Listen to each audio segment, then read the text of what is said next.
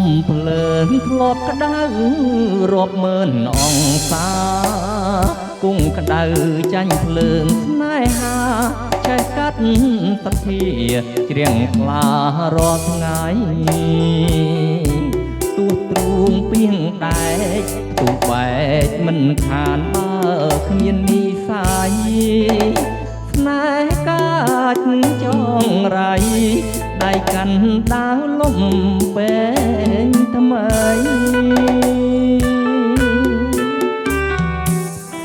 ពេលគេងមកមើរវើរវី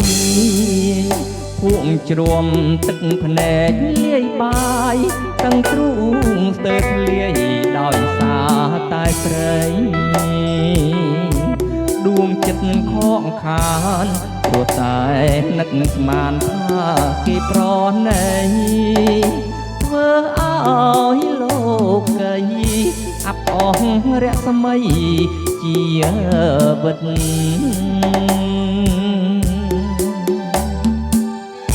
អាភ័ព្វទាំងស្នេហ៍គេខ្ពើមទាំងឈ្មោះបើសិនខំរស់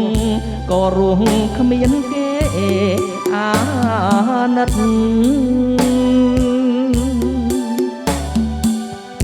បើស្រីនាងគ្មានប្រណីដល់ចិត្តដែនដីតូចស្វិតរស់ត្បិតរស្មីក្តីស្នេហ៍រយហា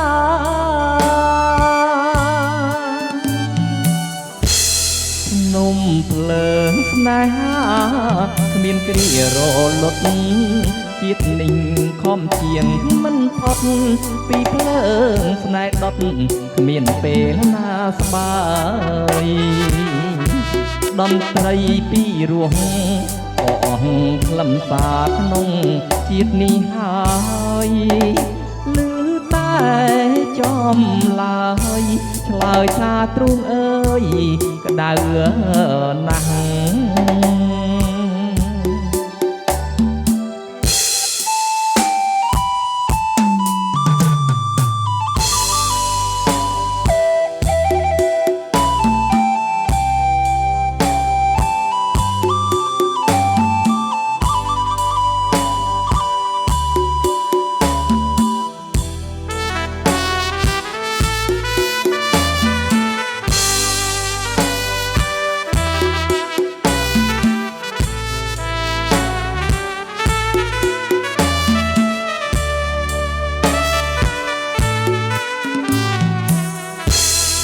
នំភ្លើងស្នេហា